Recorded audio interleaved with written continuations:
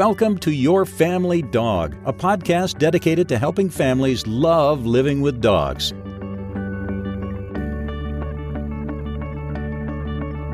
Welcome back to the Your Family Dog podcast. I'm Tina Spring. I'm joined today, as always, by my smart and pretty co-host, Julie Fudge Smith. And today we have this is the most excited I think I've been at all in doing the podcast.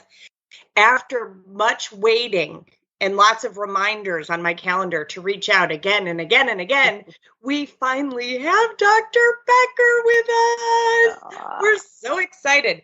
And we got to see an advanced electronic version of Forever Dog.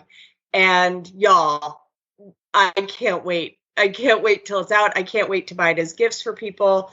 And I'm just too excited. I need to mute myself. But welcome to the show, Dr. Becker. Well, thank you both for having me. It's a joy to be here. Well, Dr. Becker, we are very, very excited, as Tina said, for you to be here. And we both having a chance to get a preview of your book, found it fantastic. And I just wanted to say that not only did I really enjoy it, but there's some features in it that I think people would be really interested in that might encourage them to buy it.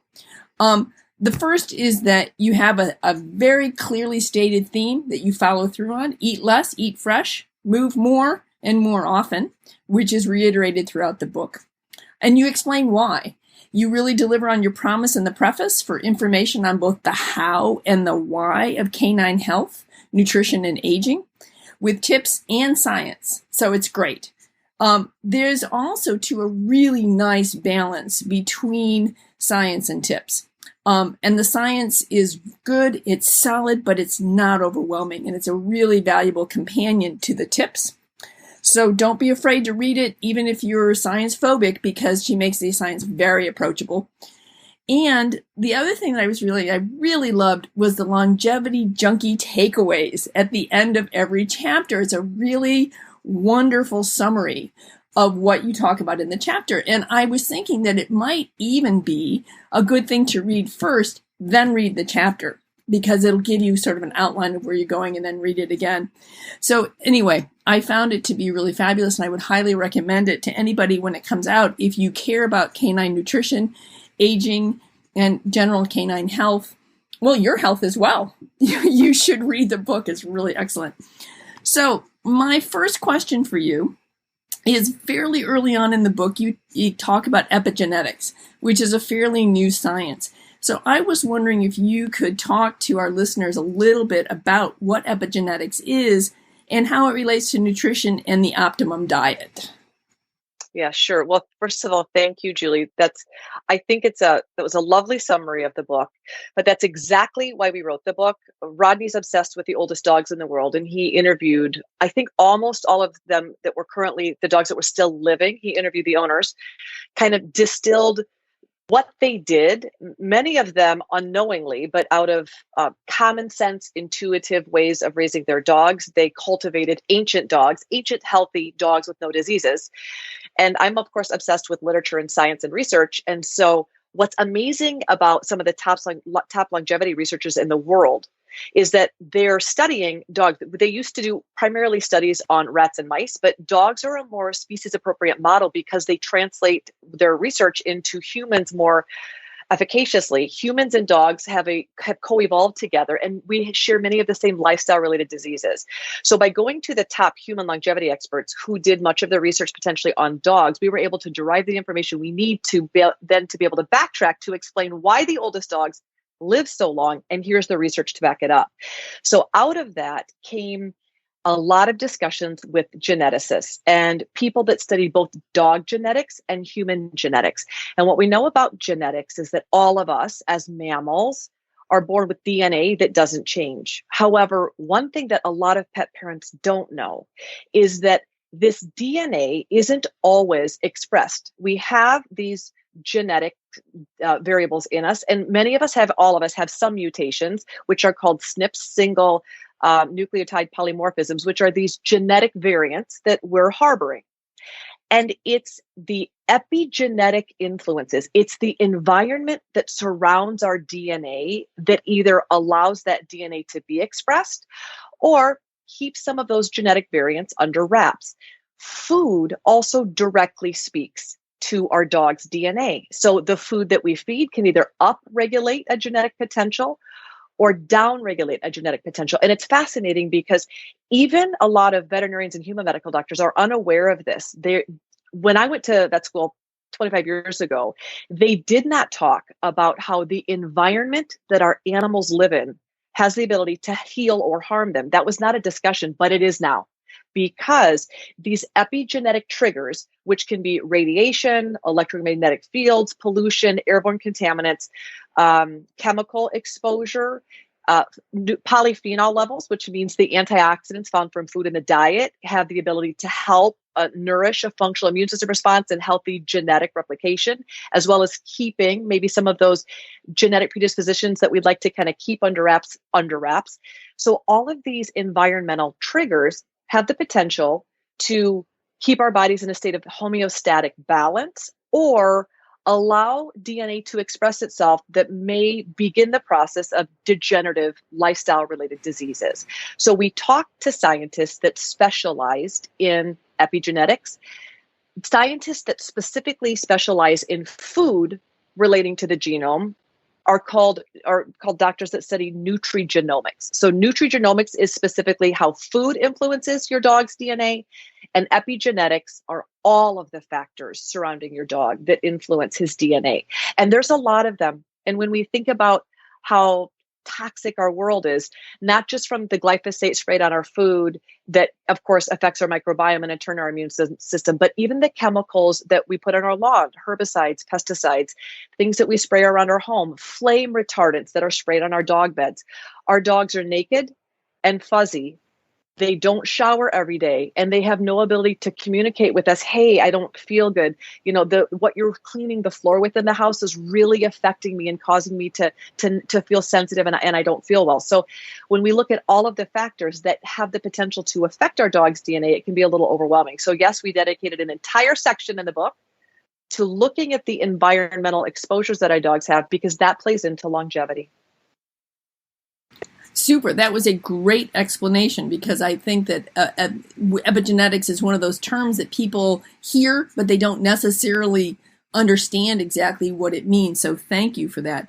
I also, one of the things I wanted to mention that I love is your use of things like eat less, eat fresh, move more. What a great little summary of what to do to live a healthy life.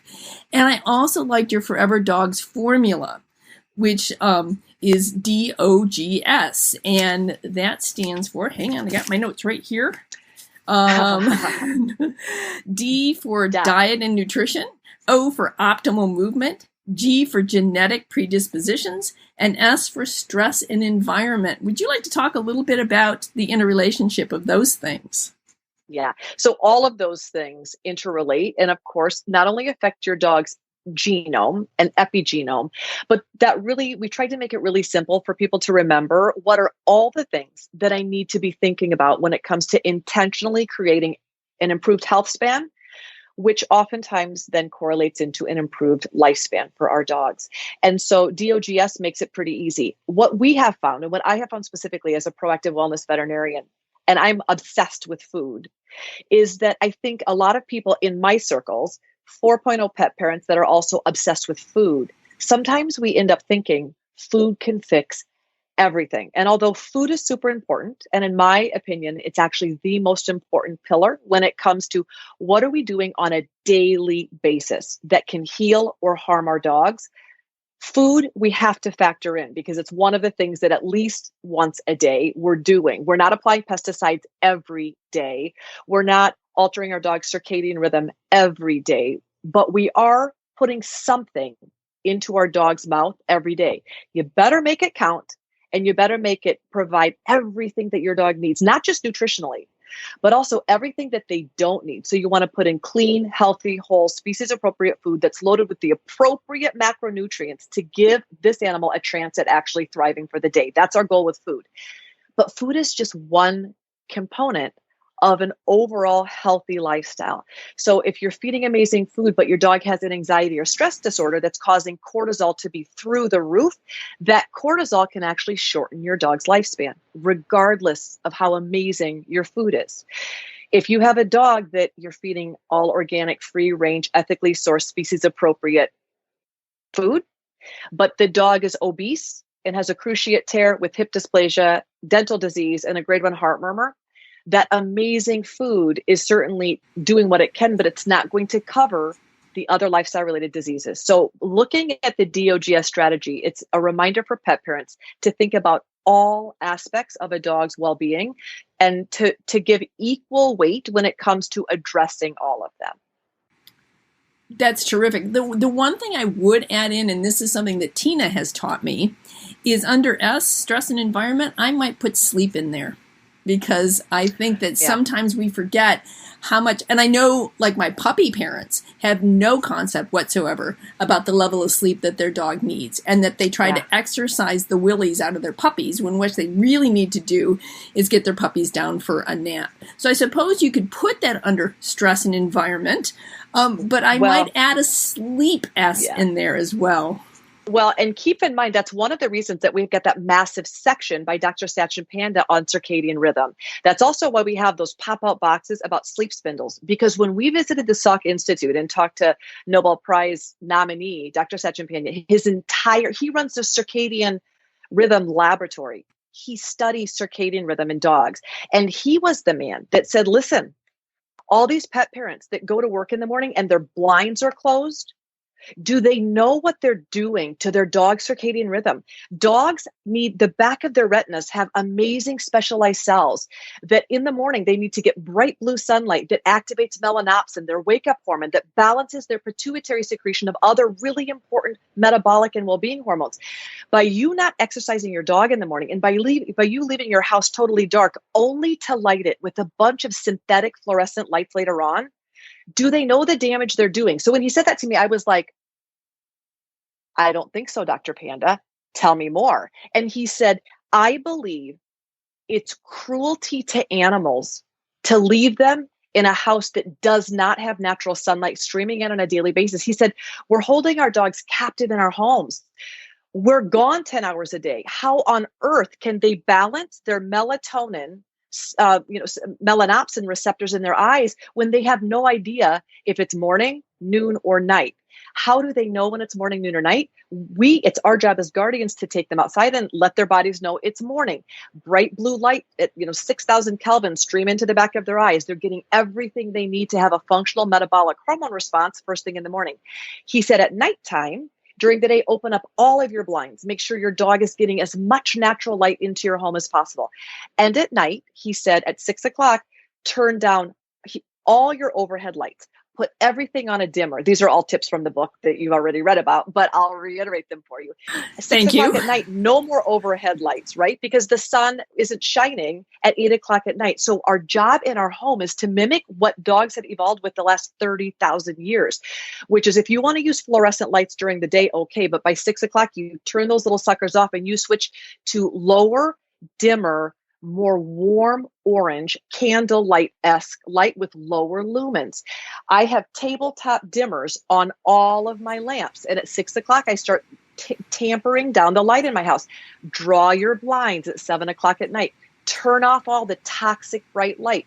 Let your animal's body start to produce melatonin. Take your dog for a walk as the sun goes down so that your dog's eyes tell the pituitary to start secreting melatonin. Melatonin is the sleepy hormone.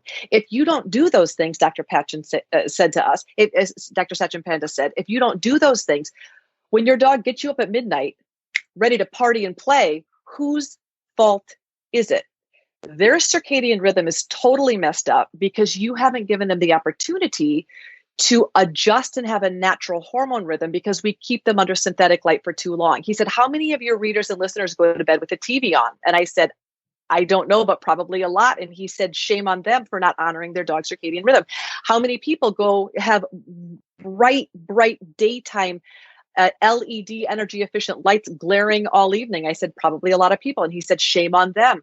What they don't realize is the long-term hormonal stress that they're causing on their pets. Hence the chapter in the book called Junk Lighting. Yeah. Well, and we Wow. do it for ourselves too. Yeah. Right? We wonder why we climb into bed and are jacked up and not able to fall asleep, and then wake up exhausted. And Literally. as three women of a certain age, I don't know about the two of you, but I do enjoy my sleep these days when I can find it. So all good food for thought. So one of the things that I found really interesting, and I've read about this before, but hadn't grabbed a hold of it and understood it, was talking about fasting in our dogs. And I know you're not talking about fasting in the we're not going to feed them for a week kind of scenario. And in particular, we recently were given a dog who is fascinating and will torture us about meals. Like, I have never in my life seen a dog as relentless as this dog. Yeah. And I get that. And, it's a little bit like humans. Some humans get up in the morning and they start eating at 6 a.m. and they eat every hour because their tummy is growling. They eat every hour until they go to bed because they physically have the sensation of hunger. In those situations, we have to look at leptin and ghrelin, the hunger hormones, and determine why is that off. Are we carb loading? Both of you probably know this, mammals are either fat adapted or sugar adapted when it comes to the energy sources that we burn. If we're fat adapted, we're burning ketones, which give us consistent energy, and we have very low insulin levels. The one thing that every longevity researcher told us, every single one that we interviewed for the book, like 11 of them, they said whoever produces the least amount of insulin wins the longevity race. So every single one of them said, whenever you eat a big old carbohydrate, when we eat rice and pasta, and when we feed dogs, kibble that is 60% potato or legume or corn or wheat or rice or whatever starch is the starch of the day in the pet food industry, he said, of course, you burn through those carbs very quickly. They're highly refined, and your pet's going to be hungry an hour later, just like we are. We eat cereal for breakfast, you're hungry an hour later. If you eat pancakes for breakfast, you're hungry an hour later. If you eat eggs for breakfast, it'll last longer because your body processes protein entirely different than it processes sugar. If you eat an avocado for breakfast, fat, you actually can oftentimes sustain satiation. You're fuller longer because you've nourished your body with fat, which of course burns much slower.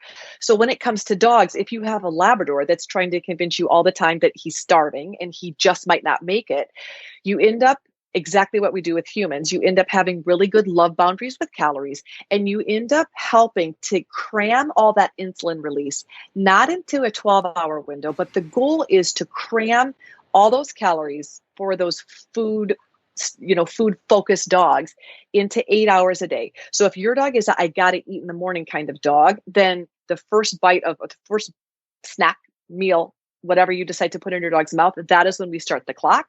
And research is pretty darn amazing.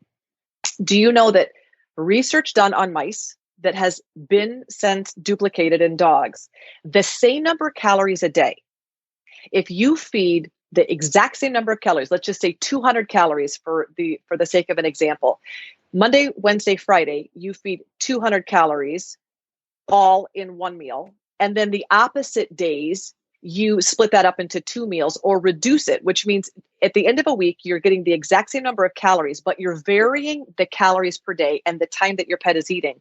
You can extend lifespan by a minimum of 25%, which is pretty darn amazing. And this is not about calorie control. It's the exact same number of calories. But by cramming the calories into a shorter window of time, in essence, what we're doing is we're allowing the body to rest, restore, and rejuvenate itself, which is the fasting period. When our bodies aren't eating, our bodies go into autophagy mode, and that's the life extending, healing, enhancing mode.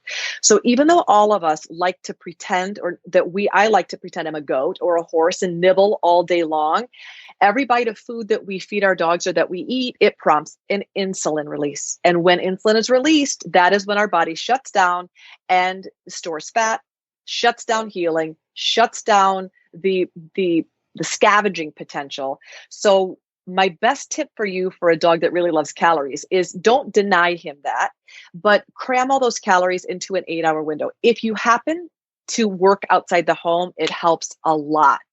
It's when, like COVID, it became very clear for all of us that our dogs are like, hey, you're sitting there having a snack, and I need to have a snack too. So the other thing I would mention is that when you have really food-focused dogs, is make sure that every treat that you're giving your animal is biologically appropriate, really matters, and is very, very small. Within that eating window, and we talk about creating an eating window in the book, which is above all, Satch and Panda, stop eating 2 hours before you go to bed. So I would tell you across the board, all of your listeners, one of the best longevity tips that you can do with any brand of food, any type of food, is for all mammals to stop, put the fork down at least 2 hours before bed. That's a really good tip. But once you start feeding your dogs, if let's say you're doing clicker training or you have a puppy or you're going to class, use incredibly small pieces of food and use fresh foods that are lower on the glycemic index, because both of those tips allow you to keep insulin secretion low in your dogs. So in your situation, when your dog is obsessed with food, doing really small portion controlled treats that allow you to really work on behavior modification, build your relationship through training. Maybe you're doing scent work, but use treats for a specific purpose, recognizing that if you can cram all of your calories into that 8-hour window, you're going to provide the rest of your time throughout the day for your dog's body to do what we want it to do in terms of creating a functional longevity response, which can only happen when insulin isn't being secreted. The rest of the day, it comes down to tough love, which is a lot like we have to do with ourselves, which is, yeah, do I want to keep snacking? I do. Am I going to put the fork down because I am more focused on creating a resilient, strong, healthy body? Yes, I will. And so that's when you do walks. That's when you go outside. That's when you do some tunnel work. That's when you work on weed poles. That's when you go to the woods. That's when you do a full body massage. You do other things that replace eating time to keep insulin low. So my customers all tell you I'm good at the tough love part. For me and for my dogs. I lost 40 pounds during COVID. Turns out Congratulations. I'm a social eater. So yeah, I mean, I think I'm pretty good at that discipline side. And what's interesting with this dog is he just turned 11 a week ago. So much of this, his behavior was built in and enhanced by his previous situation. That he has taught me a lot. He's significantly shortened my list of things my dogs don't do. And so, I mean, he's lovely and he's smart and he's charming. He's probably too smart by half. So I have heard lots of people talk about just fast your dogs 1 day out of 7. Any research on that? Yeah, and absolutely. And I do think that is a lovely strategy. There's very sound science. That's another point. Some of our scientists foundationally would argue with each other professionally. They have different viewpoints on food, and that's okay. I think that iron sharpens iron, and different viewpoints are fantastic. One thing that every single researcher agreed on is that providing a day of fasting for dogs, not cats, but for dogs, is a brilliant strategy. But I have to say, as a veterinarian that also really likes animal behavior, that there absolutely, Tina, are some dogs, especially dogs that came out of if they came out of an abusive background, starvation background, depending on their early puppyhood, doghood experiences, there are some dogs who emotionally cannot and should not fast. It's not a physiologic thing. It's an emotional, mental issue. And I have had dogs eat drywall during a fast day, not because they're hungry, but because their relationship with food was so damaged early on that fasting is not an option for those dogs because they emotionally are not capable of fasting without it being triggered with the PTSD response. So in those situations, we don't fast those dogs. But here's what's cool. You can stuff a Kong with 100% organic pumpkin, freeze it, and give him 3 pumpkin stuffed frozen Kongs, which will take about 2 hours, depending on how proficient your dog is. Just frozen food inside of a Kong, by definition of freezing, takes some time. If you say, well, my dog won't eat, so pumpkin's fat free, and that's why I picked pumpkin. high in beta carotene, a lot of great fiber to build your dog's microbiome, hugely important for overall health and well-being, but totally fat-free. That's in essence fasting your dog, but he still gets to use his tongue and he feels like he's eating and he has the desire of going through the steps of creating saliva and the enjoyment of licking. So licky mats and frozen stuffed Kongs are fantastic opt-ins for fasting day or lower calorie days. So my question for you is, I did not get to that part of the book yet, but is there in the book, is there a sort of a diagram of this is how you, if you feed twice a day, 3 times a week, and then feeding during the, is there a program you list in the book for that? So what we talk about is all the different variables. So for instance, if you have you have a totally obese dog and you are reading the book and realizing, holy cats, obesity is like the front and center trigger for a dramatically shortened lifespan. I'm going to get this under control. What we don't do, Julie, is go from people who have given their dogs the all-you-can-eat buffet where they just keep putting Alpo in the bowl. What you don't do is pick that bowl up after reading the book and say, well, I'm going to feed you once a day. My 48-pound dog that's supposed to be 19 pounds, I'm going to measure out this food and that's what you get. That's what we don't do. So we walk through all of the different ways that you can institute what we call in the book time-restricted feeding, because you're feeding the exact same calories to your dog, but you're putting it into a time frame that resonates both for your work schedule as well as the dog's physiology. And because dogs are different. So I have a dog in my life, which is amazing, but he just doesn't care if he eats or if he doesn't eat. And that's rare. Most dogs will tell you, it's time to eat. And they will tell you right on par when it's time for snacks. Dogs are pretty good communicators. If they're foodies, they let you know it's time for food. I actually live with a dog that doesn't care about meals, which makes it fantastic because I can just feed him once a day and it doesn't matter. I'll put it down. He eats. Whenever I offer food, he eats. But he doesn't come to me and let me know I need to eat right now. That's a beautiful strategy for helping pursue his sirtuins, those pathways, those metabolic pathways in his body that upregulate his longevity AMPK pathways that help the autophagy and scavenge cancer cells and boost natural internal antioxidant production and decreases the amount of abnormal cells and cellular damage going on in the body. All of those magical things happen because I can feed him once a day.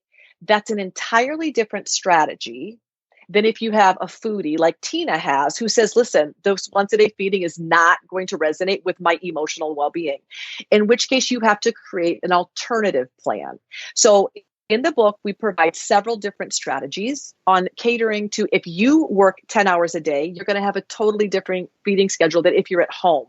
So what we do is we give you all the different options for you and your dog, and then your job, because you really are the best doctor, guardian of your dog's well-being. It really, I believe, our job is to know our animals well enough to be able to advocate for them.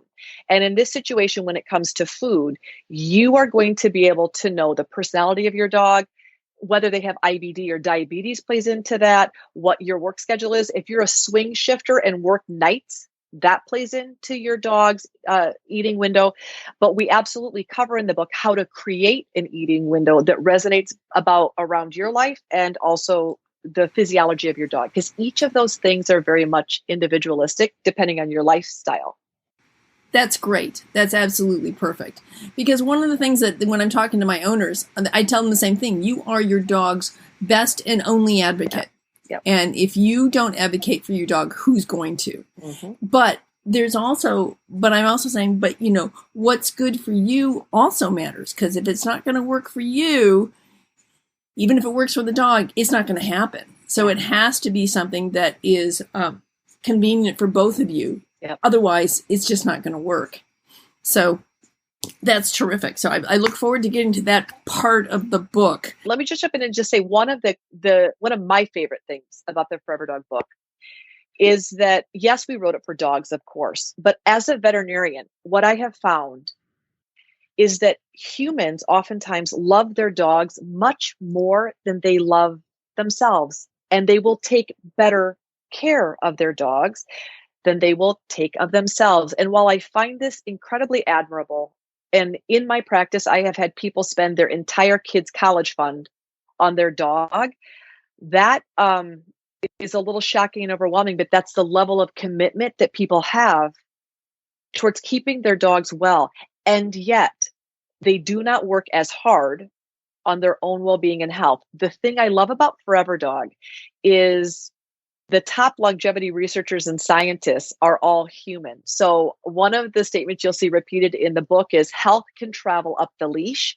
So by us seeing the unbelievable transformation of what putting the DOGS strategy to work in our dogs' lives can do, it's not just gratifying, it's life-changing. And I think just by having a living, breathing, adorable picture that we're obsessed with in our house, and to watch the transformation occur, it is wildly empowering for us to lose some weight and start moving and think about our sleep cycle and think about how many chemicals we're using around the house. I think oftentimes animals can be the best stimulus for us to clean up our lives because we won't do it for ourselves.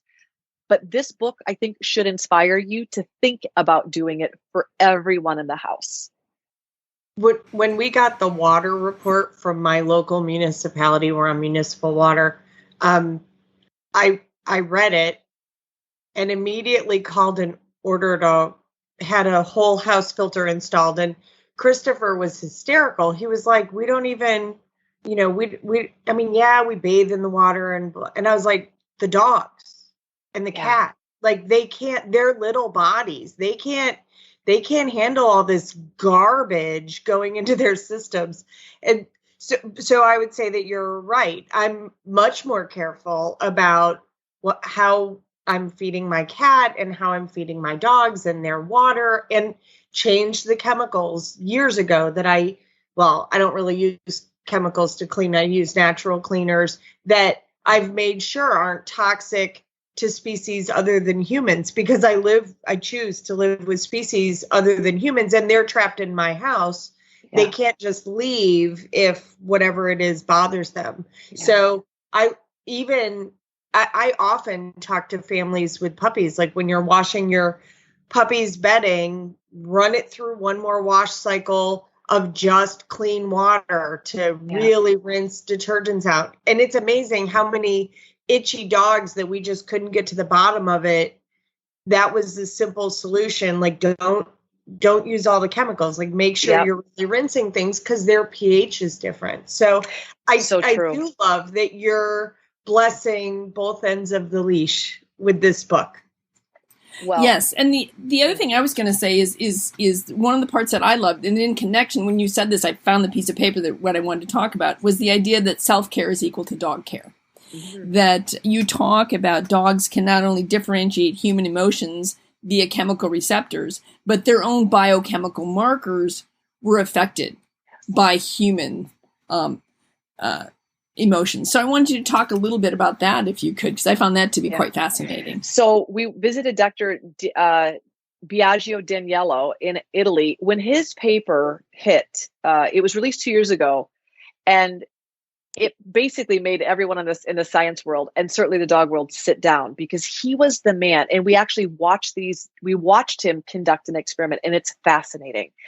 He was the man that proved that dogs they're not just able to identify our emotions. When we visited Dr. Daniello's lab, he was working on fear and joy. But since that time, he's expanded to anxiety and rage and sadness. So the list of emotions is growing.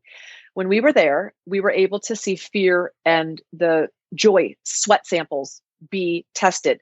So what Dr. Biagio did is he showed 100 volunteers. They put cotton in the armpits of 100 volunteers, and they played The Shining, the really scary movie where it's gross and it created a fear response in the audience. And then they took those sweat samples and blinded them, but they were labeled the fear samples. And then they put cotton pads in 100 other group of individuals and played, I think it was The Lion King or some happy movie that made you feel warm and fuzzy.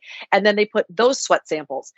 And the samples were both blinded. They tested hundreds of dogs, and they put the sweat sample in the middle of the room. The scientists didn't know which sweat sample it was. And dogs immediately would come in the room, and within 1 second of identifying it, they're wearing vests that monitor, temperature, pulse, and respiration. And they're able to watch their physiology. Those dogs could identify in less than 1 second, this is fear, and now I'm fearful, or this is the smell of joy, and now I'm happy. So it's pretty amazing. And so we know, all of us know that dogs can read us. People are like, how much money did they spend on this? Because this is the most BS science. Isn't this common sense? We had to spend money to do this. Like, are they idiots? And yet, do you know that Dr. Daniello, he actually got a lot of pushback from people saying the science it is solid, but he had a lot of critics and non-dog critic and skeptic scientists say, what a hokey thing. This can't be true. Dogs can't pick up on our emotions. Well, they actually can. And those of us that have dogs, of course, we know that they can. And those of us that have had dogs our whole lives know that even, sometimes I have clients say to me, I'm going through a divorce, but we never raise our voice in front of the dog. And I never cry in front of my dog. And you know what I say to my clients is, do you think that your dog doesn't know that you're not sad? So even though you're not crying, don't think for a minute that your dog doesn't know that you're cracking on the inside. And they do. Dr. Biagio's research demonstrated this. He actually proved it, that we release hormones, pheromones through our skin that allow dogs to identify exactly what we're feeling. That's also, you'll see some dogs walk up to certain people and be like, ooh. You'll see dogs be like, what's wrong with you, right? So, you've heard that old adage that, your dog, always be friends with the dogs that your friend chooses and don't be friends with the people that your dog doesn't choose. So I have a deaf pug, and he's a social butterfly. That's part of why we pulled him from rescue and have him in our home. And he's hysterical on orientation night for group classes because each person, I want the handlers, because the handlers are learning skills, to work with a known entity, right? Like we know that the pug is deaf and can't hear them and will do whatever their body language is. What's hysterical is when he's meeting people, he is off leash. He's free to go where he wants to go. And he's hysterical. He always points out the person who has a rough day. So he says hello to everybody, but he keeps returning to Bob to go, okay, Bob, hold on. Let me shore you up again. Okay, back. Because, of course, and I think you've had a pug, if I remember correctly, but they make you laugh. I don't think, if you need an anxiety dog, get a pug. You're not going to hurt their feelings. Yep. But they're going to make you laugh all the time. Oh, Julie's. Hot flash. Loving Julie's it. burning some calories over there. This is excellent. But it made me laugh, like how intuitive he was, and that the person wasn't saying like, oh, I had a terrible day at work. But a lot of times I would say, hey, have you had a rough day? Al keeps coming over and saying hello to you over and over and making you laugh.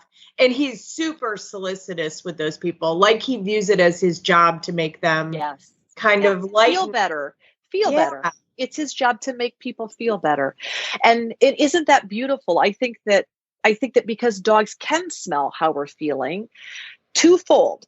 First of all, for people that are not in a good place emotionally or mentally, and if they're unwilling to get help because for whatever reason they don't feel that they deserve to feel better, oftentimes knowing that they are affecting their dog's well-being by staying at a dark place, oftentimes just recognizing that your emotional state is affecting your dog is enough to pull yourself out of the gutter and shift your perspective and work on moving up the emotional scale, because your dog doesn't maybe want to be at the same place, but your dog is by default, because they are our loyal, energetic, faithful companions. They are emotional sponges absorbing whatever we are. So if we're happy, balanced, and joy-filled, oftentimes dogs will resonate with that.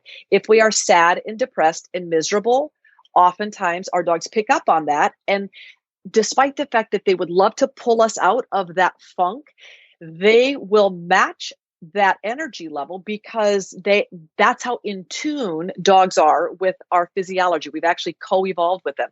So it's not enough motivation for us to work on getting ourselves to a balanced place emotionally, mentally, spiritually.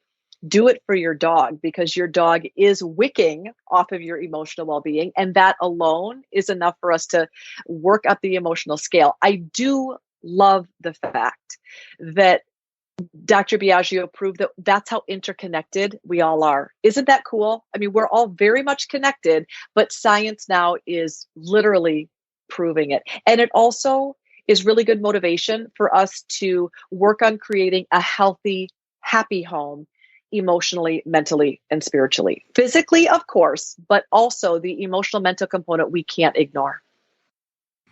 Well, I think that's a great summary of why you want to take care of your dog, because taking care of your dog's needs on all levels will probably ensure that you're taking care of your needs on your level, so that everybody has healthy, happy, healthy, happy, healthy, happy until we die. Yep. And I think about my dog Bingley, who's a flat-coated retriever, which I appreciated that you mentioned that both Berners and flat coats.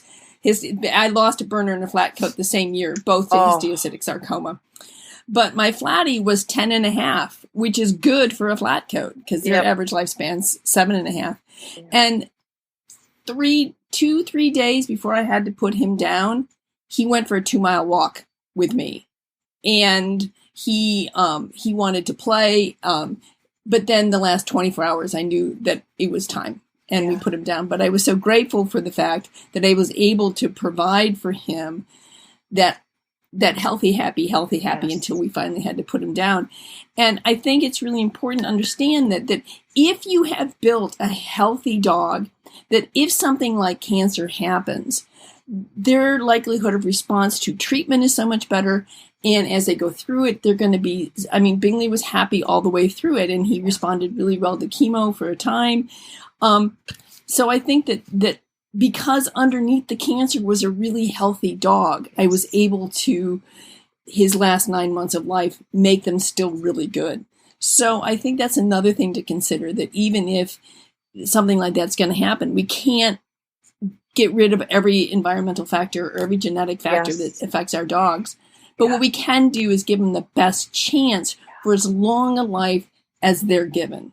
So, and Julie, I think that that's a really important part to reiterate, because I can't tell you the number of really unbelievably committed pet parents that have said to me, "What did I do wrong?" And they didn't do anything wrong. They created vibrantly healthy animals in a clean home, and their dog had genetic deletions that meant that they're going to die of cancer at a very young age because of a breed flaw. Genetic deletions mean if you don't have the genes for healthy scavenging of certain cells, you're not going to scavenge them, in which case they're going to accumulate and eventually kill the patient. That is no fault of anyone's. And so some people will say, I thought if I did everything right, my dog would never get cancer. Or I thought if I did everything right, my dog wouldn't get fill in the blank of a disease.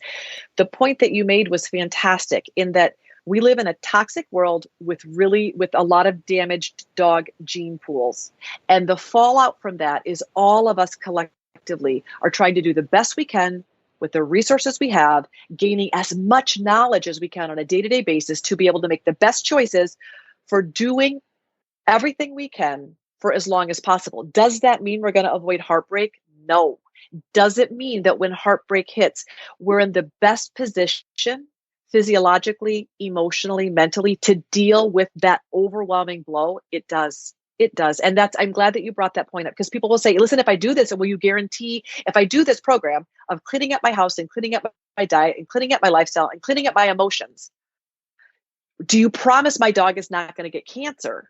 And of course you can't promise that. But what we can promise is that your dog will be in the best emotional and physiologic state to deal with whatever hammer's coming. The healthier we can make our bodies, that's the best protection for aging well with minimal degeneration. It's not to say we're not stopping the hands of time, but we're doing the best we can to age really resiliently. I think that's a great way of putting it. Thank you. I tell people all the time, 20 years ago, my dogs died of cancer. That's what they died of. Dog after dog after dog. And that started my journey of learning more about how to better keep them. And now I tell people my dogs die of debilitating old age pain that I can't manage anymore, right? Their blood work is like they're 2. They're healthy, they're happy. They just have grown very, very old. And so, I talk about that my Doberman lived to 14 and a half. I had a Jack Russell who lived to 17 and a half. I consider those really great ages, and they died really healthy dogs, really happy dogs. Now, it doesn't mean I was ready, right? The only way I was going to be ready is if I went first. But my goal is that not only do they know they're loved, they feel loved, and that they're well cared for, and that they have a lot of agency in their world as far as what kinds of things do they learn and what kind of activities do they do and what are their likes and dislikes, and really partnering with them in journeying through this life, not just me being an owner. So I am crazy interested in the gut microbiome, and it's so overwhelming as a layperson to try to learn it. Can you simplify it at all for us? Well, first of all, it is overwhelming. And part of what's overwhelming, Tina, it's that every day new, shocking, unbelievable science comes out about just how important the microbiome is. Like every day, heavy hitting, unbelievable new research papers that just really boil down to, it's not just, our grandmother said, you are what you eat. That is true. But you are what you absorb, digest, and assimilate. And the microbes in your gut that dictate digestion, assimilation, how well, keep in mind, dogs eat poo and rocks and sticks. They roll around on their pesticide sprayed backyard. They're licking themselves. They're putting all sorts of stuff in their mouth. Their gut has the unbelievable job of having to discern, we're going to allow in nutrients and keep out that poo and the dead bird that is carrying some diseases and all of these potentially parasitic laden things that the dog foraged on. The gut has this unbelievable job of allowing in certain things and keeping out a whole lot of things. And that discernment lies in the health of the microbiome, which is this collection of viruses, bacteria, protozoa, fungi, healthy, good, resilient bacteria, and the diversity of all of these organisms that are thriving in the gut. When we read studies, like just came out 4 months ago, that one pill of Flagyl or metronidazole or the diarrhea pill that veterinarians hand out like candy, one Flagyl pill wipes out a dog's microbiome for up to 16 days. If you do a full course of Flagyl, 16 months, some species of beneficial good bacteria are obliterated. They're extinct. They can't be regained. Those are the studies that we stop and say, oh my gosh. So I think about all those puppies that go through puppyhood diarrhea and they get Flagyl, metronidazole, the diarrhea pill at 8 weeks of age. Will they get IBD, IBS, sensitive stomachs, gastritis, colitis at 2, 3, 4, 5, and 6 if their microbiomes are not restored and repaired after one short course of Flagyl? Yeah, they absolutely are at high risk for major gut diseases. When you start reading the research of what causes microbiome crashing, collapse, or a lack of diversity, what you realize is, we should be eating spray-free food. Glyphosate, absolutely, totally disrupts your microbiome. Flea and tick medications totally disrupt your dog's microbiome. Dewormers, done are the days that people say, oh, I'm just going to let my vet deworm my dog because. Well, what if he doesn't have parasites? Well, it's no big thing. Well, what do we realize now is that every chemical that we put in our dog's gut that kills things off disrupts the microbiome. Your dog's immune system is your dog's microbiome. 70% of your dog's immune system is in your dog's small intestine. How healthy is your dog's small intestine is the bigger question. Then we talk about food. What we know is that on the human realm, ultra-processed foods disrupt the microbiome. They contain chemicals and preservatives and additives and emulsifiers and flavors enhancers, the exact same substances that are found in ultra-processed pet food. Eating that exact same chemical-laden, high-heat processed, advanced glycation end product toxic pellets every day from birth till death is not a grand way to build your animal's microbiome. That much the science is clear on. So we have our work cut out for us. Yeah, microbiome is fascinating and a whole lot of work. So wait, we shouldn't all eat total cereal 3 meals a day with our skim milk and be healthy, or drink our Ensure shakes? And yet, where's the disconnect in veterinary medicine? I have professional colleagues say, I disagree that you should feed anything other than dog food to your dog. Isn't it shocking? Yeah. Well, what did dogs eat 10,000 years ago before there was dog food? Yeah. Because those dogs were... It was more like, what did they eat 150 years ago? When they were before dogs. There was dog food. Yeah. Right. It amazes me when people are like, oh, don't give them people chicken. I'm like, well, at least people chicken was inspected. And we can talk about what those standards are too, by the way, but it amazes me. It amazes me. I'm like, cereal is not, the food thing is so hard. Yeah, it is. So Dr. Becker, one of the things that I do for my dogs, for example, is they get a probiotic every day. And, I realize that one of the best things you can do is not destroy their biotics to begin with. But are there things that people can do to help enhance that? I mean, is a probiotic, daily probiotic, a good thing for dogs? So if you think about all the things you can do to enhance your dog's microbiome, of course, adding in beneficial good bacteria, that's also why dogs eat poo, right? That's gross, but they're just trying to build their own microbiome through diversifying, by eating. Poo is one of the richest sources of bacteria on the planet. So they're just building their own darn microbiome. I love probiotics. Rotate through probiotics, go through different brands, different strains, different CFU. The reason that the more diversity that you put into your gut, the dogs get, the better. It also plays into probiotic species. So what I would tell you is never sell out to just one brand, because you're limiting your dog to just those strains included in that brand. So rotate through every brand of probiotic. I prefer human grade probiotics made for dogs versus pet grade, because pet grade probiotics don't necessarily have third-party testing for viability and potency, which means you could just be feeding dead bacteria. But even cool research now, Tina, showing that dead bacteria can still feed into the microbiome. Allowing your puppies to play in soil. Dr. Anna Bergman just released a study 2 weeks ago that puppies that play in clean soil as puppies have a dramatically reduced incidence of allergies later in life, right? Soil, healthy, good soil. Children too? Yeah, of course. Farm children have far less eczema, allergies, autoimmune disease, because they're exposed to a healthy microbiome early in their life. Well, this is ideally. Ideally is right. And actually, that's one of the tips in our book is if you have a city dog, cool, go out to the country on the weekends and run do forest walks. Get your dog on clean dirt. Like concrete works, but on the weekends, go somewhere where your dog can touch the earth and pick up and rejuvenate their skin microbiome. So dogs have an oral microbiome, an ear microbiome, a skin microbiome, a lung microbiome, a GI microbiome. There's all these different microbiomes that have to be maintained through this constant replenishment of healthy, good microbes. So Steve Brown started the Canine Healthy Soil Project to study how dirt is so important to dogs. And every single research conclusion that he's come to is like, oh my gosh, dogs really need a lot of soil exposure, and we typically don't give them that. So probiotic foods are also very good. Foods that have prebiotic fibers. We have an entire section in the Forever Dog book on high fiber veggies.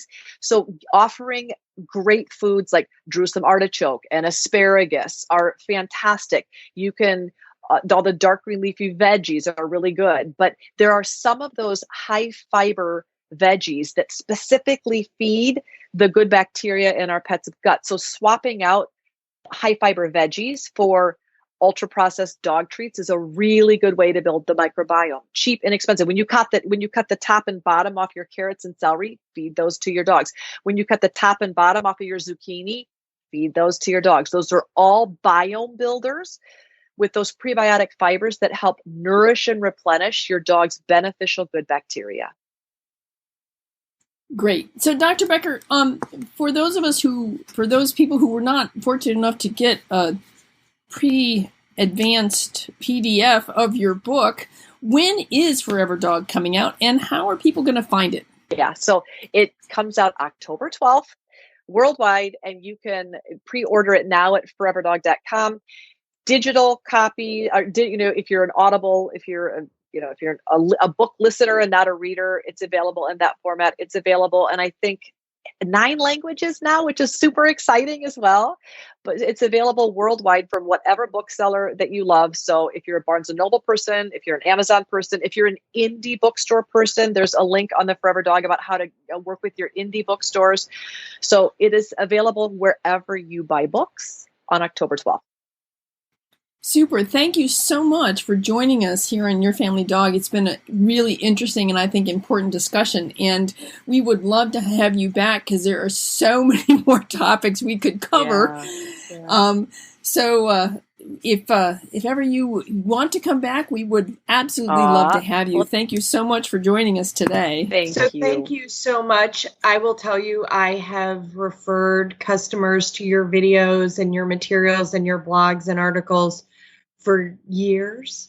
And it's, I always love being able to refer to someone reputable and kind, right? Oh. I have been sad to see you get attacked quite a bit. And you have always appeared to live in your values and integrity and been kind, even when you have not been treated kindly. So know that a bunch of us are on the sidelines going, go Dr. Becker. And I do love that. I mean, I hate that you get attacked. I also think that great minds will get attacked by the people who don't, like to see the status quo change. And this is a status quo we should change for ourselves and for our dogs. Well, thank you both for your support. I totally agree that when we're able to know more, we will make better choices. But that means oftentimes shifting paradigms, shifting gears, unlearning and relearning new information as the science comes out, and being able to shift your perspective. And for some people, that challenge causes them to become defensive, and there's a lot of arguing.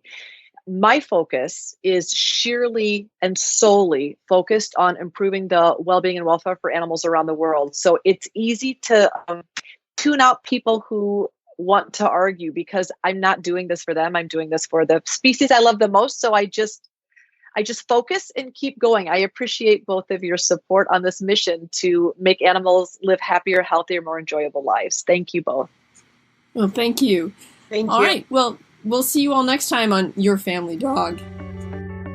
Thanks for listening to Your Family Dog. Got questions? Interesting ideas? Visit www.yourfamilydogpodcast.com to share your thoughts.